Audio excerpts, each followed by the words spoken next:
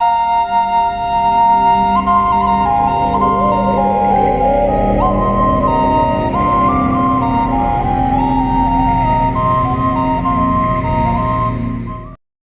मृत्यु, समय और प्रलय की देवी हैं।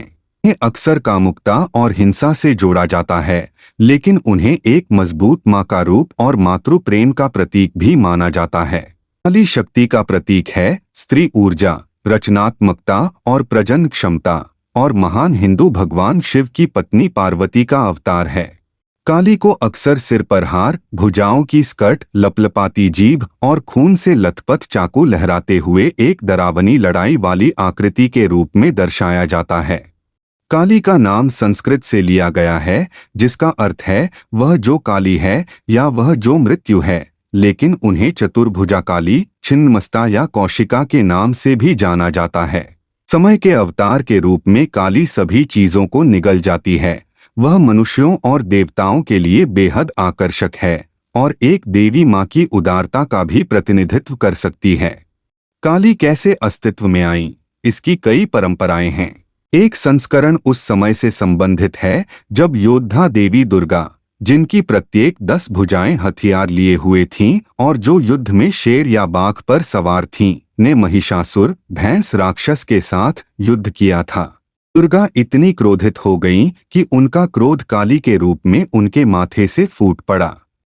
एक बार जन्म लेने के बाद काली देवी उग्र हो गई और उसके सामने आने वाले सभी राक्षसों को खा गई और उनके सिर को एक जंजीर में बांध दिया, जिसे उसने अपनी गर्दन के चारों ओर पहना था। काली के खूनी हमलों को शांत करना असंभव लग रहा था, जो अब किसी भी गलत काम करने वालों तक फैल गया था, और लोग और देवता दोनों ही असमंजस में थे कि क्या किया जाए।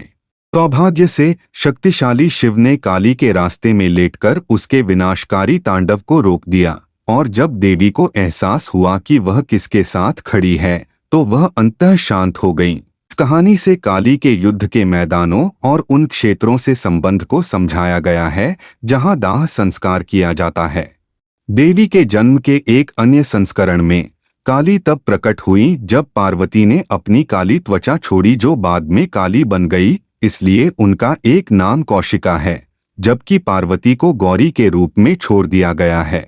यह कहानी काली के कालेपन पर जोर देती है, जो शाश्वत अंधकार का प्रतीक है और जिसमें विनाश और सृजन दोनों की क्षमता है।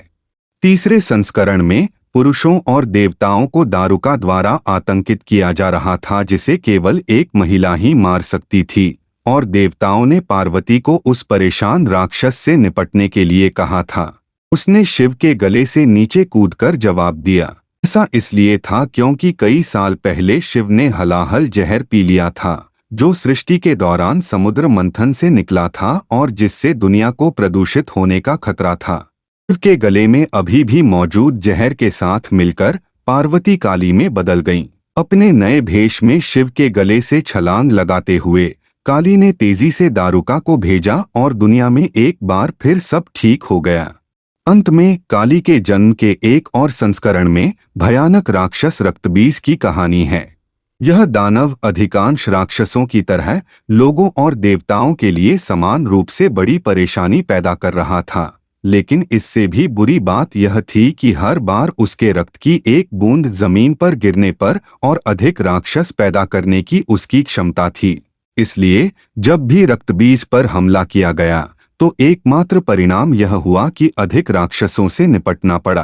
देवताओं ने एक साथ काम करने और अपनी सारी शक्ति या दिव्य ऊर्जा को संयोजित करने और एक सुपर प्राणी का उत्पादन करने का फैसला किया जो रक्तबीज को नष्ट कर सकता था। परिणाम काली था। दूसरे संस्करण में केवल दुर्गा ही काली को उत्पन्न करती है। देवताओं के सभी दिव्य हथियारों को देखते हुए काली ने तेजी से रक्तबीज और उसके राक्षसों को ढूंढ लिया और उन सभी को निगलने के लिए आगे बढ़ी ताकि इस प्रक्रिया में कोई और रक्त न गिरे। रक्तबीज स्वयं तब मारा गया जब काली ने तलवार से उसका सिर काट दिया और फिर उसका सारा खून पी लिया, जिससे यह सुनिश्चित हो गया कि कोई भी जमीन पर न गिरे और इस तरह यह सुनिश्चित हो गया कि कोई और राक्षस दुनिया को खतरे में न डाल सके। देवी से जुड़ी एक और प्रसिद्ध कहानी चोरों के एक गिरोह के साथ उसके भागने की है। चोर काली के लिए मानव बलि देना चाहते थे और उन्होंने नासमझी से संभावित शिकार के रूप में एक ब्राह्मण भिक्षु को चुना। से खींचकर निकटतम मंदिर में ले गए। चोर काली की मूर्ति के सामने बलि देने की तैयारी कर रहे थे, तभी अचानक मूर्ति में जान आ गई। एक भिक्षु को मारने की चोरों की योजना से क्रोधित होकर देवी ने तुरंत बदला लिया और पूरे गिरोह का सिर धड़ से अलग कर दिया, यहाँ तक कि मनोरंजन के लिए उनके सिर भी इधर उधर फेंक दिए, जबकि स्वाभाविक रूप से ब्राह्मण विद्वत्तापूर्ण चिंतन के अपने जीवन को जारी रखने के लिए भाग गया।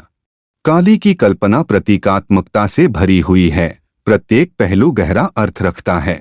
उसका गहरा रंग उस शाश्वत शून्य का प्रतिनिधित्व करता है जिससे सारी सृष्टि उत्पन्न होती है और जिसमें अंततः सभी विलीन हो जाते हैं। ब्रह्मांड की मौलिक ऊर्जा हुए सिरों की माला से सजी और शस्त्र धारण करने वाली काली अहंकार, अज्ञानता और नकारात्मकता के विनाश का प्रतीक है। उसकी क्रूर और अदम्य उपस्थिति सामाजिक मानदंडों के अतिक्रमण और किसी के वास्तविक स्वभाव को अपनाने का प्रतीक है। काली को अक्सर एक लौकिक नृत्य तांडव में व्यस्त दिखाया जाता है, जिसमें वह एक साथ निर्माण और विनाश करती है। यह नृत्य अस्तित्व की चक्रीय प्रकृति का प्रतिनिधित्व करता है, जहां मृत्यु अंत नहीं बल्कि नए जीवन में परिवर्तन है। काली का विनाशकारी पहलू केवल विनाश के बारे में नहीं है, बल्कि नवीनीकरण और पुनर्जनन के लिए रास्ता साफ करने के बारे में भी है। समय की देवी के रूप में काली जीवन की नश्वरता की याद दिलाने वाली और आध्यात्मिक जागृति की उत्प्रेरक दोनों हैं। उनका उग्र रूप भक्तों को अस्तित्व की क्षणिक प्रकृति का सामना करने और भौतिक संसार की नश्वरता को अपनाने के लिए मजबूर करता है। हिंदू दर्शन में काल की अवधारणा परिवर्तन और परिवर्तन का पर्याय है और काली इस शाश्वत प्रवाह का प्रतीक है। जबकि काली का उग्र रूप भय और विस्मय पैदा कर सकता है, उनका सार करुणा और मुक्ति में से एक है। अपने डर का सामना करके और विनाश की परिवर्तनकारी शक्ति को अपनाकर हम आध्यात्मिक विकास और ज्ञानोदय का मार्ग प्रशस्त करते हैं। काली हमें भीतर और बाहर के अंधेरे का सामना करना सिखाती है, जो हमें आंतरिक शक्ति, लचीलेपन और पीड़ा से मुक्ति की ओर ले जाती है।